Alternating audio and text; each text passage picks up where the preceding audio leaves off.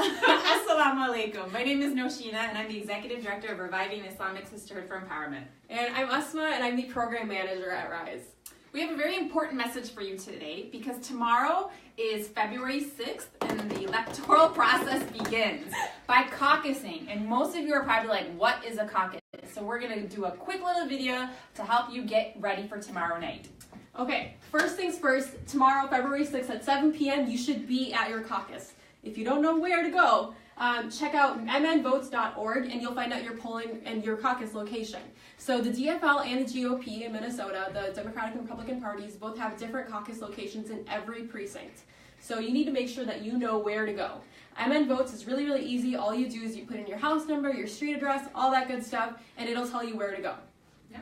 Now you're probably nervous because you're wondering what happens at a caucus, what am I going to do there, what to expect. So bring somebody along with you, all right? People from your neighborhood, people from your city. I'm actually bringing my daughter who's 17 years old. She turns 18 right before the November elections, and I'm getting her engaged by bringing her to the caucus tomorrow night. I'm also bringing my neighbor. I've also talked to people from my mosque, from the masjid. There's 7 people that I'm bringing from the masjid with me. So bring others along. Start with your house. You could bring your spouse, bring your mom and dad, bring your brothers and sisters, bring grandma, grandpa, anybody with you that is eligible to vote, because when you show up together, it's easier. So build your squad. Next, when you walk in, you're probably going to be like, what's going on? So you're going to be casting your preference ballot for governor. Remember that there are different people running for the GOP endorsement and for the DFL endorsement. So they want the Democratic Party and the Republican Party to endorse them. You have a say in this. So tomorrow night, you'll go in and you'll say, okay, this person represents my values, so I want them to be our next governor. I want my party to endorse them. Also keep in mind that there are gubernatorial candidates running for governor to be our governor for 4 years. Is it 4 years? Yeah, 4 years. Who don't want Muslims to be involved in the political process at all. So if you don't put in a preference ballot, you're saying that you don't really want a choice and you don't really want a say. And we know that there are scary people running for governor in Minnesota. We don't want them there. So make sure that you have your voice heard by putting in a preference ballot. Next, we're going to talk about resolutions. Now you're probably wondering, what's a resolution? A resolution is basically a statement that you're making to make sure that your party's platform reflects that.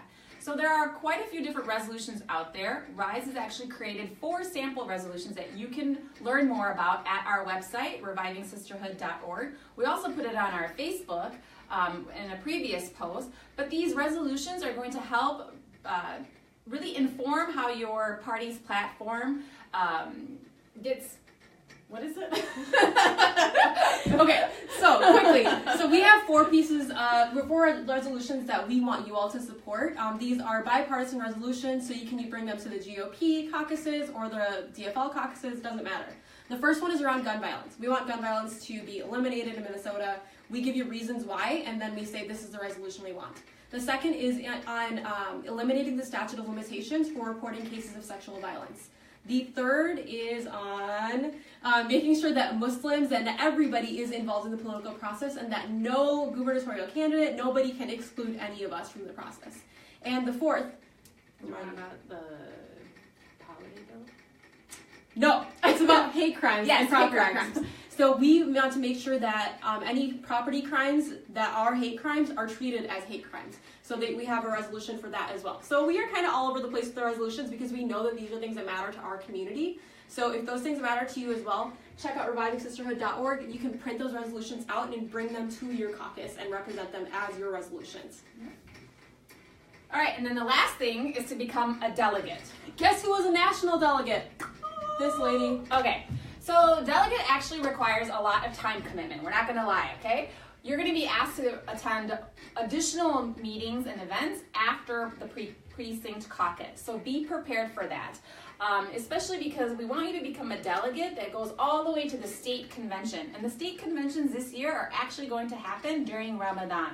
So we're going to make sure that the environment is more inclusive to Muslims by making sure that each party acknowledges that they have Muslims that are fasting. So don't worry about that. Don't get too concerned. But we really want to make sure that we have a good delegation of Muslims who are going to be able to go to the state convention endorsing a gubernatorial candidate that reflects and it is going to be addressing the issues that Muslims face. So, anything else to add with how to become a delegate? No, it's pretty easy. You just need people in your precinct to say, yep, I want them to become a delegate too. Then you go to your district convention, then you go to the state convention. It is a long process, like Nausheena said. She's done it before. I haven't.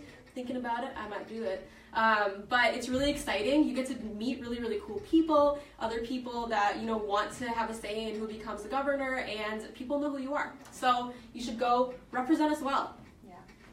So the #1 goal for tomorrow night is show up. If you don't show up, then you don't have a voice. And if you don't have a voice, then the issues that matter to you don't get resolved. Nobody pays attention to them. And we want to make sure that the issues that are being faced by Muslims, and especially Muslim women, are addressed.